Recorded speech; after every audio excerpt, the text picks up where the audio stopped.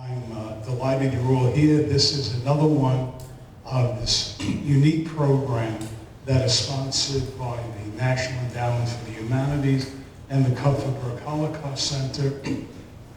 And our topic today will be introduced by our guest speaker. Our guest speaker is Dr. Megan Elias, an associate professor in our history department and a well-known author. She is the author of Stir It Up, Home Economics in American Culture and Food in the United States, 1890 to 1945. Her newest book, Lunch, A Global History, is due out this month. She's the recipient of the NEH grant for her Foodways and Humanities project, which is now underway, bringing together both history and culinary art courses across 3 CUNY campuses. Dr. Elias. Thank you. Thanks, everybody, for coming out. You can hear me pretty well, right? So I came to this topic accidentally. I finished writing a history of American cookbooks. And in the process of doing that, I came across this interesting fact about Jewish Community Cookbooks, which I'll get to in a second. So as a historian, I use cookbooks to understand how cultural values change over time. Cookbooks are not at all timeless. They don't tell the truth, right? They depend on the time they're produced and the people who produce them, and they're full of all kinds of fabrications and mythology. We often think of them as just like telling us what to cook, but they're really doing a lot more, and that's what interests me about cookbooks. Sorry, does this sound weird? It's a little fuzzy. Could I just talk like this? Maybe that's better. What? It's no different. It's no different? Okay. Thank you for your honesty.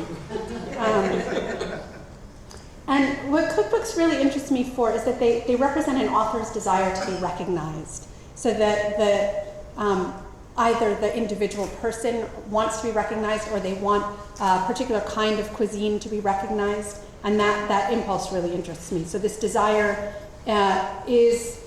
sometimes it's a desire to preserve particular kinds of foodways, right? So you write a Norwegian cookbook because you want everyone to know about Norwegian food heritage. And other times it's a way to express a personal foodways, so like a personal aesthetic about food.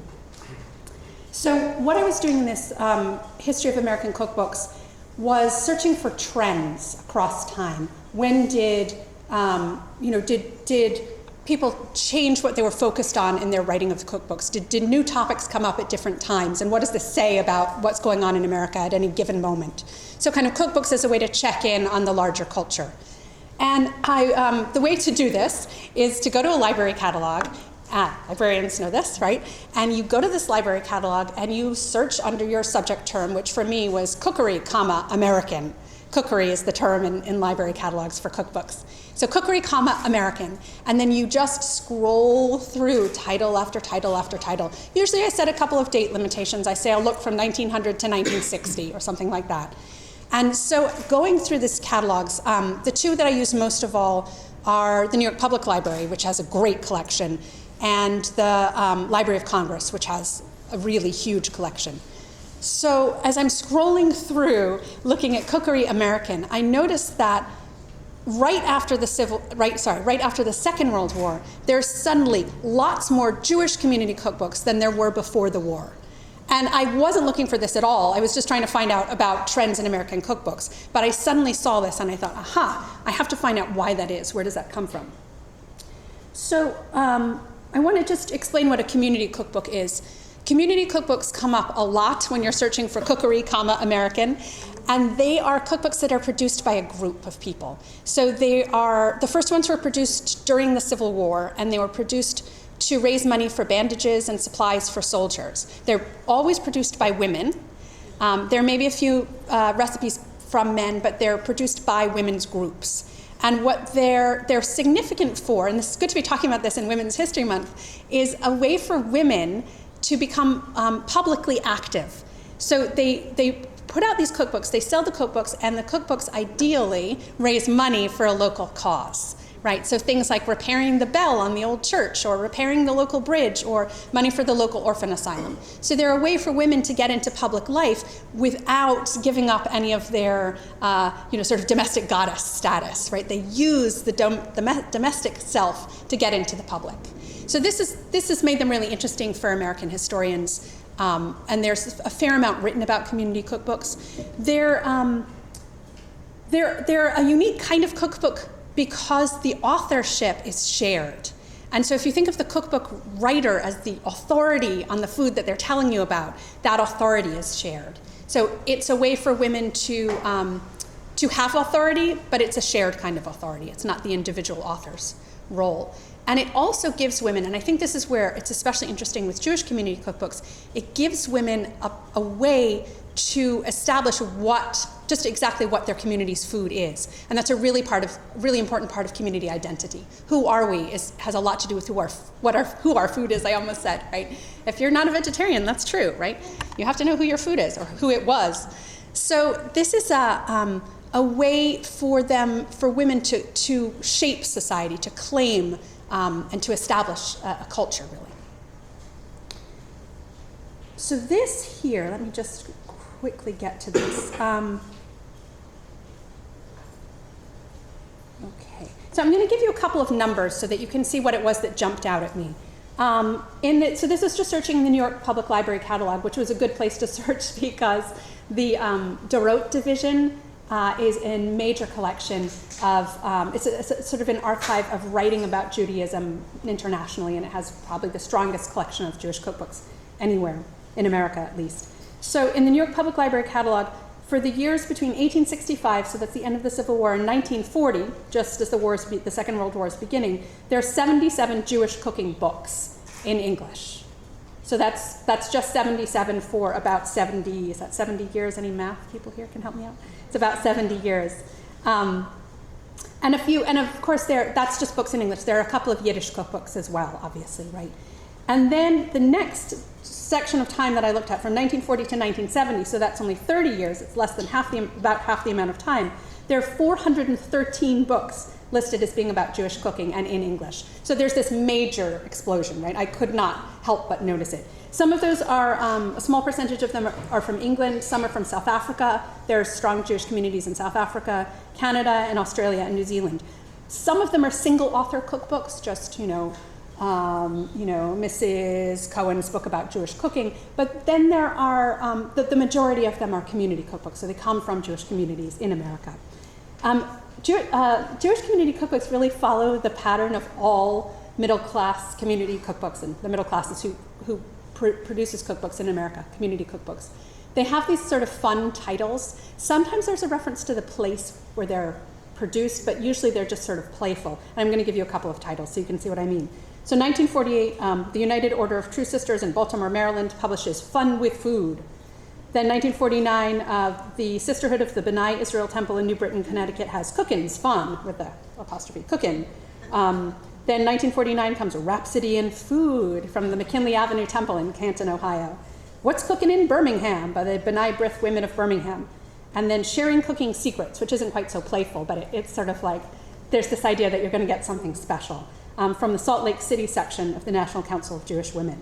And I wanted you to notice the geographic range, which I noticed too, right? These community cookbooks are coming from all over the country. Communities are making themselves public in this way all over the country. So I was really interested in the two questions. Why is there this sudden plethora of Jewish community cookbooks? And then, does this have anything to do with the Holocaust? Does it have anything to do with the war, right? What is this saying? So I have this sort of funny question, which is, what do the cookbooks have to say about their own being? Which seems like a weird question to ask of a printed text. But it's the question that I routinely ask of a book. Do you tell me, book, why you're here, right? Do you have an explanation for yourself? And I can ask this question because a lot of cookbooks do. So you open it up, and one of the first things that a lot of 19th century cookbooks say is, I know you think we don't need another cookbook. And you find that happens through the 20th century. Oh my God, we don't need another Southern cookbook, but mine is better, right? I had to do this because.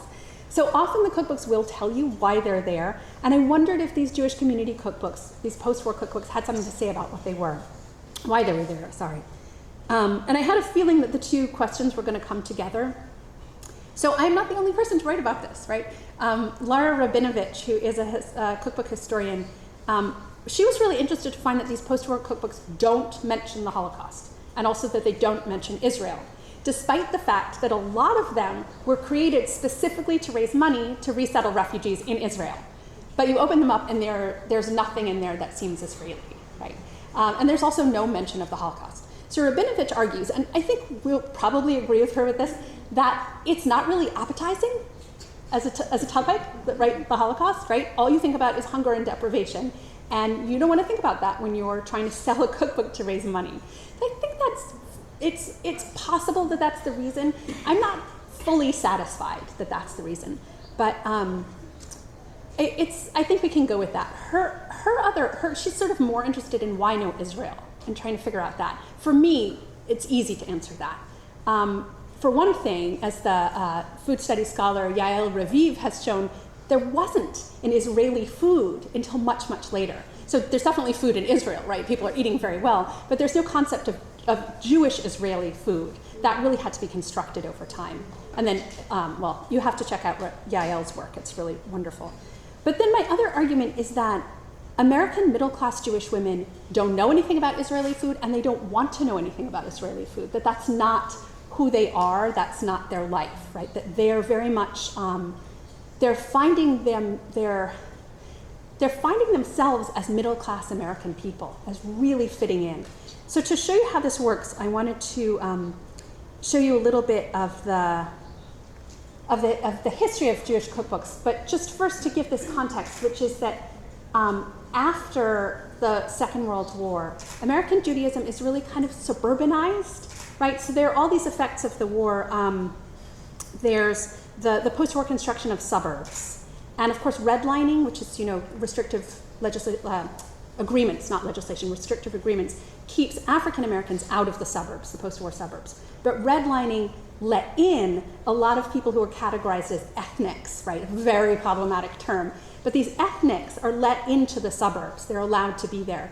And those are people who would not have mingled before. So people who would have lived in urban, what you could nicely call enclaves, but at the time were probably called ghettos, right? Italians and Jews primarily. So those who had lived in these very close-knit, really supportive communities that also kind of helped you maintain traditions, right? You had your kosher butcher, you had your Jewishness man, you had your challah baker, you had a temple that you could walk to easily. All that was in the city, right? You lose that when you get out into the suburbs. But in losing that, you get Americanness. So it's a problematic, it's assimilation, which is always a kind of a problem. And then there's also this other really, really big change, which is that access to cheap higher education, which comes after the Second World War. So the GI Bill, just refresh your memory about it, gives you either a down payment on a little house or payment towards college. And you kind of had to choose one or the other. And the smart guys chose college because you get your degree, then you get your little house. That's my take on it anyway, right? I'm a college professor, I have to say that. So what this meant was that a whole new generation of, again, ethnics had access to higher education. Through higher education, they had access to becoming part of the management class. And by the 1950s, that's a really big step. So coming out of retail into management is a big, big change. And it means that American Jews, and this is true for American, Italian Americans too, they now have a greater stake in sort of the normalizing of American life, that they're part of the, not quite the elite, right? But they're more in positions of power, and so they're more invested in that kind of mainstream American culture. And we also have to remember, since we're talking about women who made these cookbooks, is that through the 40s and 50s and 60s, maybe even into the 70s, most women identified their own social status and their own place in the community through their husband. So you are the wife of the dentist, right? You're not whoever you are. Your identity comes through your husband.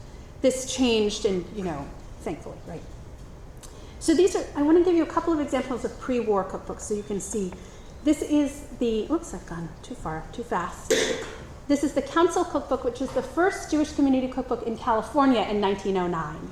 And again, I just want to kind of emphasize that there's a lot of geographic range in these cookbooks. It has in it, in case you're wondering, it has no matzah, no gefilte fish, no cholent, no tzimmus, but it does have lobster bisque, deviled crab, and shrimp cocktail. So what's the problem here, right? This is not kosher food. This cookbook is exactly like any other cookbook. any other community cookbook that you would find. So the Presbyterian church down the street from this synagogue, they would have put out exactly the same cookbook. And these foods are actually really relevant, which I'll get to in a second. This is a cookbook that is for the upper middle class. This is for people who did not cook themselves. They hired cooks to do their work. And the chances of those cooks being Jewish are very, very slim. The elite in San Francisco at this time had Japanese cooks. If you weren't elite, you just had a sort of ordinary white woman cook, an Irish girl probably, though that was more common in New York. So the person who's doing the food doesn't have any problem cooking shrimp, right? So, then the person eating the food obviously doesn't have any trouble with it either. So we can tell from these early cookbooks that people are definitely not keeping kosher. And they're also not preserving, at least in print, any of the foodways associated with the European past, outside of just kind of normal, I shouldn't say that, right? German food, which was sort of the German dishes that were common to many American groups, not just German Jews, but for Christian Germans as well, German immigrants. So you have things like coffee cake and schnitzel and that kind of thing. So another example from 1918, let's see if this is the right book. No, that's not it. We'll stay here. The Sioux City, Iowa cookbook, it's called The Best in the West, Our Friends' Recipes. It has recipes for German-style coffee cakes, Mondkipfel, Berliner Pfannkuchen, but it's nothing that's specifically Jewish. Others hewed closer to Jewish tradition. So the Sisterhood and Mothers Club of Temple Mishkan Tefillah, which is published in 1922 by Boston's oldest temple, includes recipes for tzimmus, as well as advice on how to, this is the best, okay, I have to show you this. Let's see. I don't know if you can't see that bottom recipe. Okay, it says how to make gefilte fish digestible, which is, it's wonderful, right? And I'm gonna tell you the secret because I don't want you to go away with undigestible gefilte fish. You're supposed to cook the onions first. They specify boiling the onions first, so I hope you can remember that.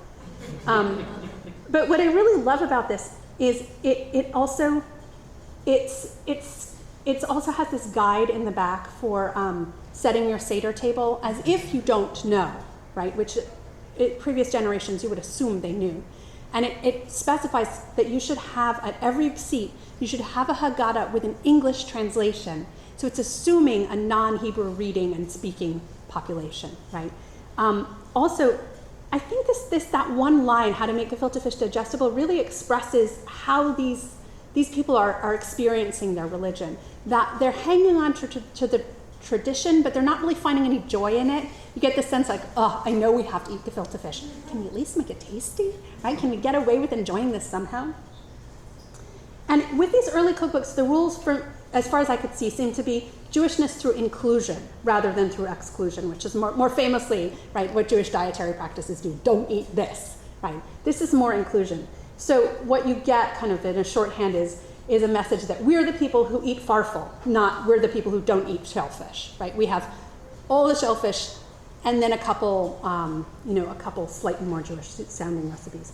We do see a lot of ham recipes and a lot that mix beef and cheese and butter.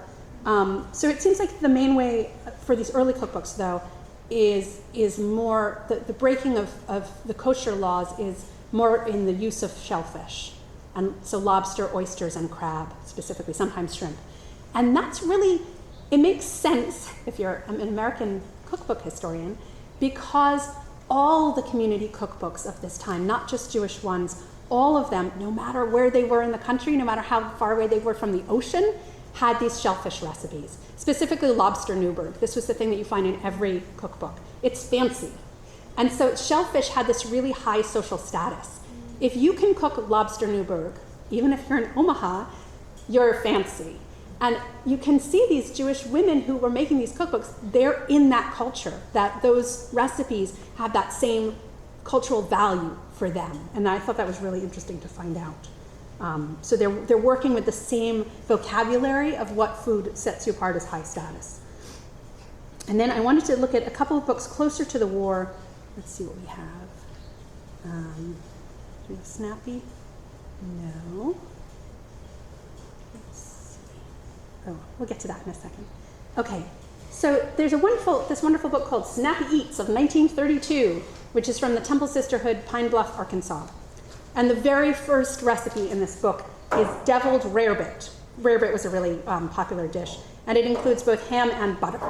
Then next we get crab flake cocktail, and then Miss Sadie L Bot, who I've got to find out more about her. Sadie L Bot offers 2 appetizer recipes. One is sardines with bacon, and the next is a shrimp appetizer. She is full on not kosher, essentially anti-kosher. But at the end of the book is a section called Pesach dishes, right? And directions for preparing the Seder table. There are 2 recipes for matzah's charlotte. A charlotte was a fancy kind of pudding, really beautiful. And they were very popular in the late 19th and early 20th century. But you have to use flour for them. So here are these people who say, well, we still want our charlotte, but this is how you make it with matzah flour during Pesach. So they're conforming and not conforming, right? And then, one of the things I love about these cookbooks is that there's this recipe for choroset that has apples, sugar, cinnamon, kind of common, pounded almonds, grated lemon, and a little white wine. So a lot of these cookbooks, the Jewish Community Cookbooks, have guides for using wine with food or serving wine with meals. And that's not something you find in the non-Jewish Community Cookbooks at all. So that's something that really does set them apart. And I think it has to do with the importance of wine in the weekly rituals, right? A lot of the Protestant women's cookbooks were temperance, movement cookbooks. So they're raising money to end drinking, and the Jewish women were not really involved in that movement. They're really apart from that. So I have some more drinking stuff a little bit later on. So this cookbook that has all that bacon and shrimp and everything also has matzah balls, matzah with scrambled eggs, otherwise known as matzah brie, crimsels with matzah meal, and farfel pudding. So it's everything at once. Similar to this is the Gloversville Hostesses prized recipes, which is from the Women's Auxiliary of the Jewish Community Center of Gloversville, New York, 1938. I couldn't find anything local. I was looking, and I couldn't find a local cookbook. Maybe some of you have them. So the first recipe in that one is for chicken livers en brochette. Sounds pretty fancy, and it includes bacon. Later, there's hot toasted crab sandwiches, shrimp creole, pickled herring, lots of crab, beef stroganoff, but also a section of Passover recipes. So again, mixing both traditions. And an interesting recipe for something called tea room sandwiches, which you might not notice except that it has bacon and cheese and it's melted, so you think, oh, what is this? Bacon in the Jewish cookbook. But it's also interesting because it's a tea room sandwich, so it's telling us that these are women who are out in public, who are going out, who are spending their lunches away from home, and that's not just a kind of you have to eat where you can eat, when you can eat. They're kind of taking that back into the home. So it's a commercial food outside the home, but they're kind of giving it a higher status and valorizing it by making it part of their community cookbook, which is usually supposed to open the doors of the home kitchen and give you old Auntie Joe's secrets, right? But it's from a lunch counter, this dish, which I found fascinating. Okay, let's see, Precious Secrets. Yes, I want to show you this. Can you see that picture at all? Not really.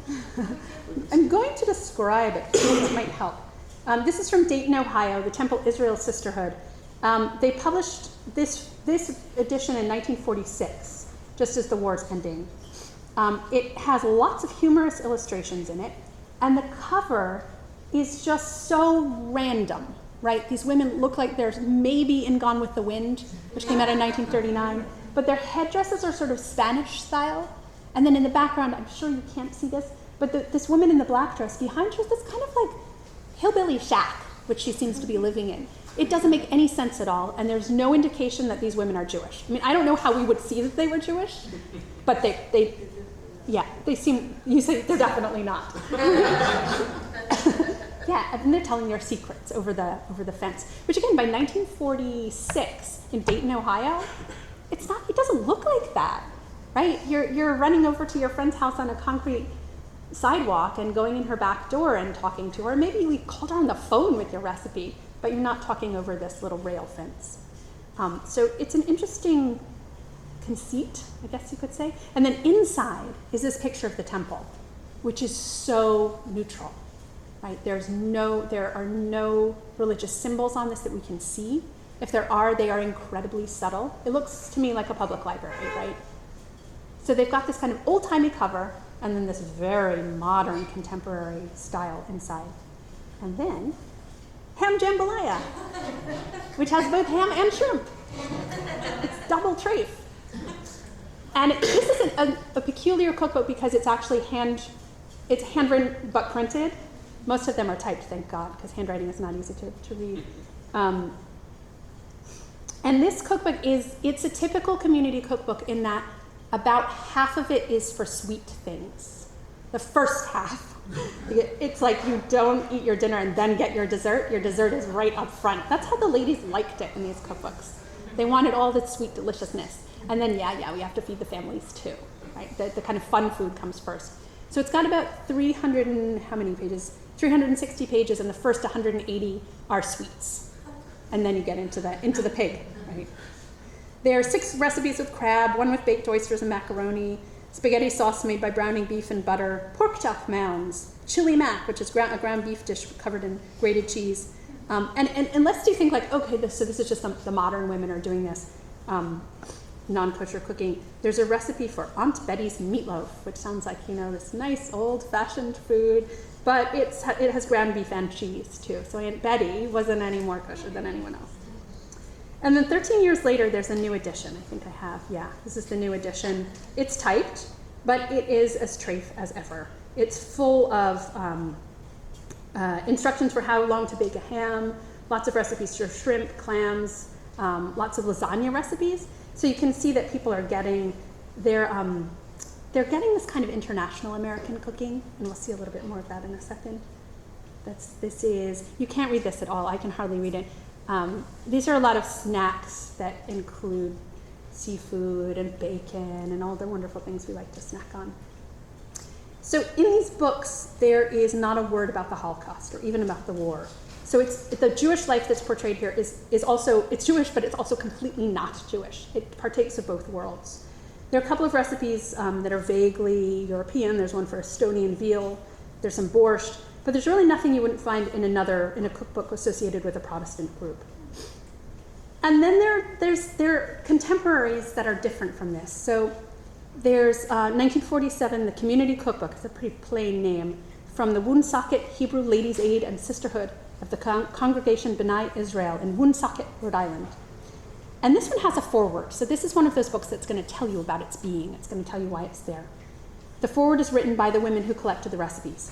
And they write, "The work done in assembling, compiling, and editing the material in this book is indeed insignificant when compared to the arduous tasks of the Jewish housewives, who memorized and used the traditional recipes herein and handed them down from generation to generation. The purpose of this book is to make these recipes accessible to all." This is 1947. The book is begun in 1938, but it doesn't get finished until 1947. We can imagine why. And I think the arduous tasks of cultural maintenance that are mentioned perhaps seemed more arduous by 1947, right? Having saved these recipes seemed like more of an accomplishment. And the importance of memory had taken on a new weight, right? Memory really mattered now. It wasn't just, what did you put in your gefilte fish, but something much more meaningful. So we start to feel, in this post-war cookbook, we start to feel a little bit of a reference to what happened. Then there's another kind of oblique reference. They write, "Some of the contributors are native-born Americans, while others originally came from the various countries of Europe. Recipes emanating from those different sources, therefore, have contributed flavor to our book," which is kind of a weird thing to say, because it implies that the American Jewish women had no flavor, right? And then there's this odd, like, they came originally from somewhere in Europe.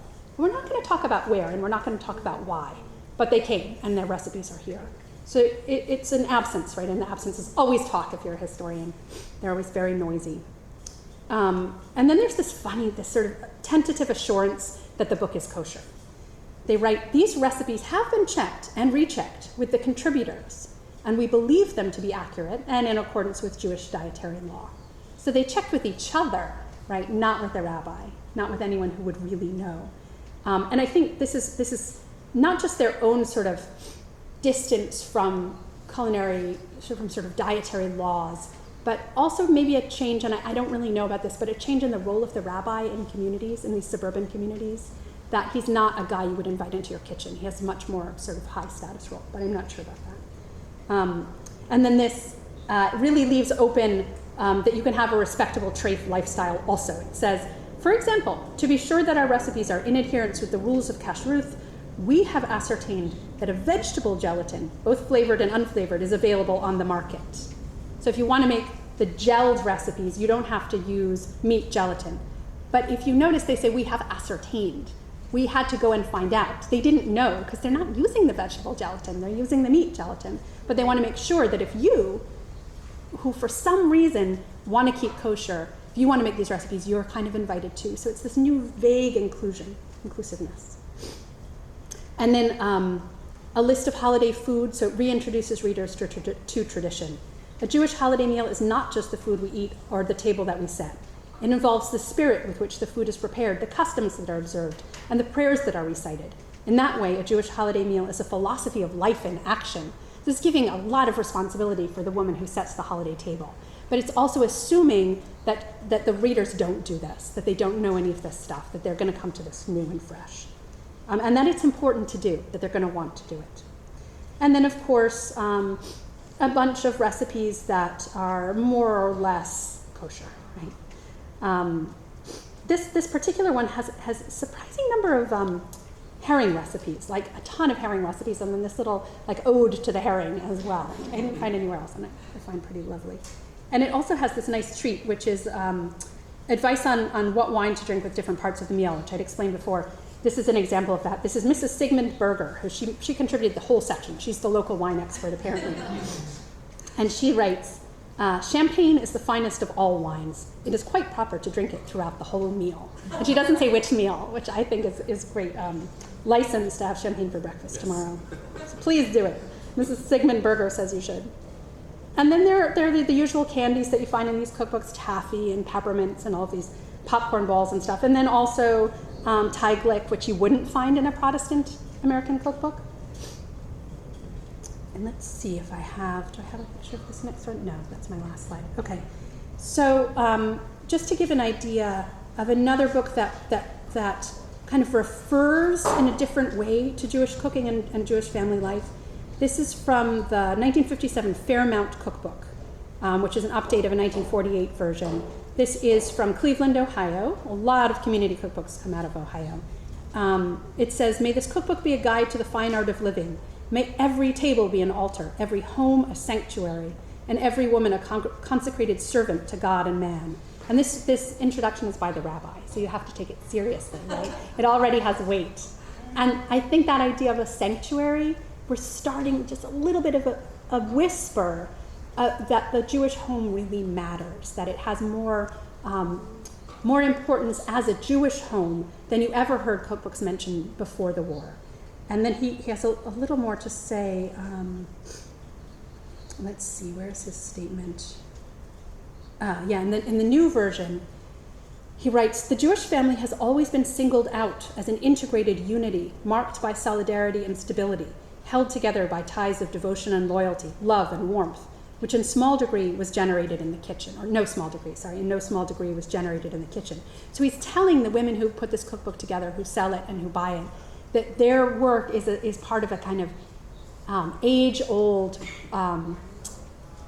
like conservation of Jewish life, that the family has this reputation. I mean, he's sort of making this stuff up, right? That Jewish families have this reputation internationally and throughout time for being stronger than anybody else's families. But that's an important message at this moment, right? So it resonates with the experience of emerging from the Holocaust and being recognized as survivors, I think, in a way, very subtly, right?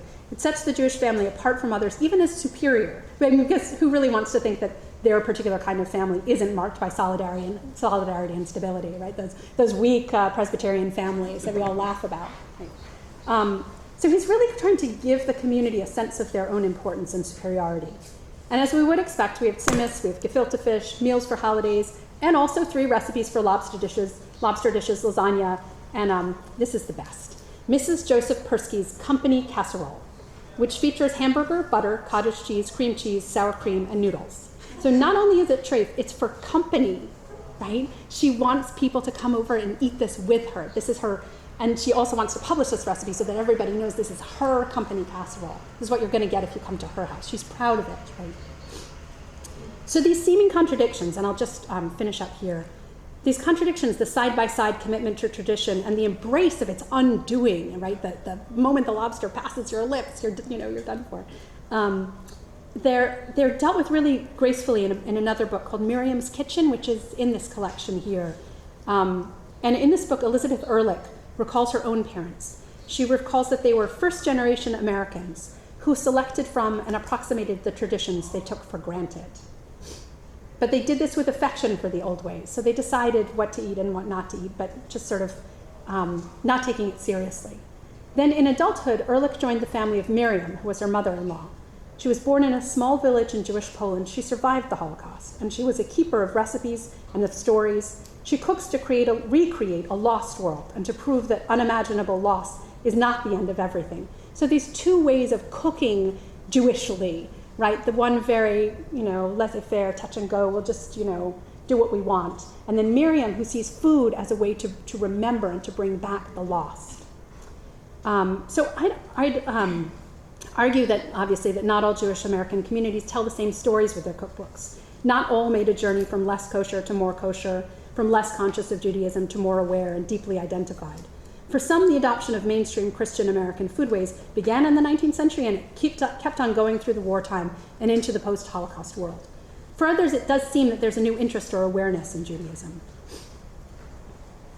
And I thought about this diversity of approaches when I was reading the introduction to a cookbook that maybe some of you have seen. It's a collection of recipes that were contributed by survivors. I don't know if anyone's seen this book. Yeah, you've seen that? Yeah. It's not in Miriams Kitchen, which is from the women of Terezin, which is a fantastic, amazing book. But it's a book that was made fairly recently where someone sort of sent out letters to survivors and said, give me your recipes. What were you thinking of in the camps, basically? And the introduction to this cookbook says that the author, the collector, tried and made sure to not include any recipe that wasn't kosher. And she says she did this out of respect. But from my perspective as a historian of these cookbooks, that's sort of pretending that they were people who they weren't, right? It's sort of missing them. And I felt as I was doing this research that sort of half as if I were policing the women in all of these communities in Ohio and Salt Lake City. I was like, oh, look at you with your oysters, I caught you. And then at the same time, I felt really sort of a sense of joy that I was meeting them, who they really were, and not a kind of stereotype of Jewish American life at any particular moment. That were, that there was this sort of authenticity in their joie de vivre about all of this food. So that's all I had to say. Thank you.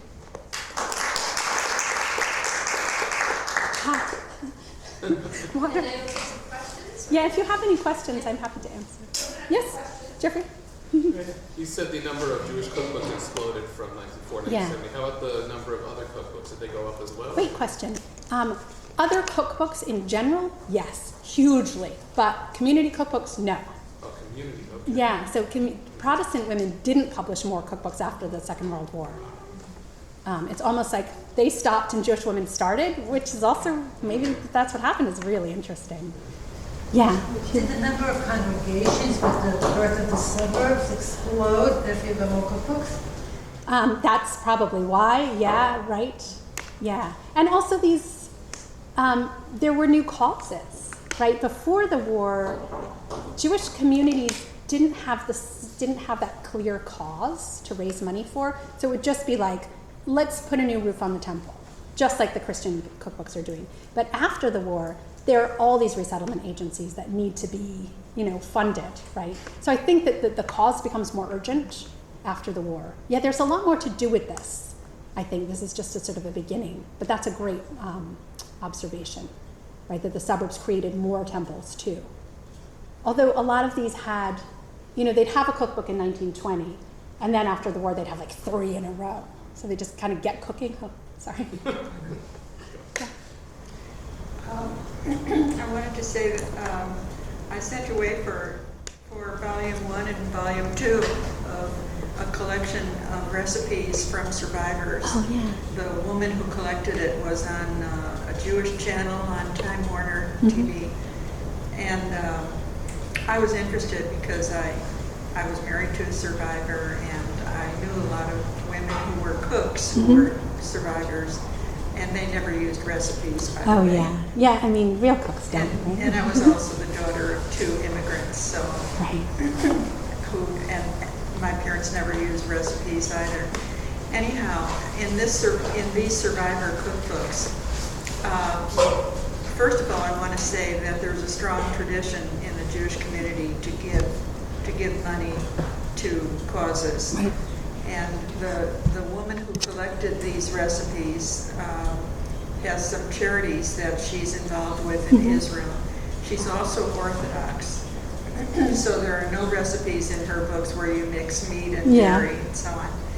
And I have found recipes in there that my mother used to make, and I haven't found them anywhere else. Right. But the thing that I noticed above anything else was that every contributor, and they were mostly women survivors, told a short history of her experience during the war. Yeah. And what happened to her and how she survived. And I've read a lot about the Holocaust, and I've heard a lot about the Holocaust. But I tell you, when I read 3 or 4 pages from those books, I have to put it away. Yeah, It's yeah, too much. yeah. And that I think that's the when I was talking about not mentioning the Holocaust in cookbooks that you want to sell, I think that's part of it. When it's a cookbook like in Miriams Kitchen that wants to talk about that experience, right? Wants to remember the women who put together these recipes. Then there's a call to tell your story. If it's something that you're going to use in your kitchen, it's probably not going to mention the Holocaust. If it itself is a history, then it would. I think that she sold most of her cookbooks to synagogues who were also into doing research and collecting older recipes. Right. Yeah. I mean, I hope that collections are gathering up as many Hadassah cookbooks and cookbooks like that as they can, because it's really rich source material. I don't think there were any recipe books in Europe that people could consult when they were going to cook. Oh yeah, there were. There've been published cookbooks in Europe for a long time.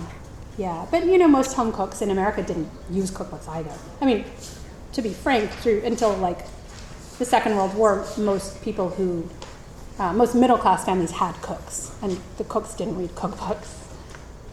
Until the end of the 19th century, the cooks were illiterate, so they couldn't read cookbooks. So the lady of the house goes and tells the cook what should be in the recipe, and then the cook makes it. Cookbooks they haven't really ever been used for cooking, which is why I was so interested in them. Right? Oh, sorry. I'm so hot. Yeah. Can I go? Thank you so much. We really appreciate your time and your Thank you for having me. Thank you.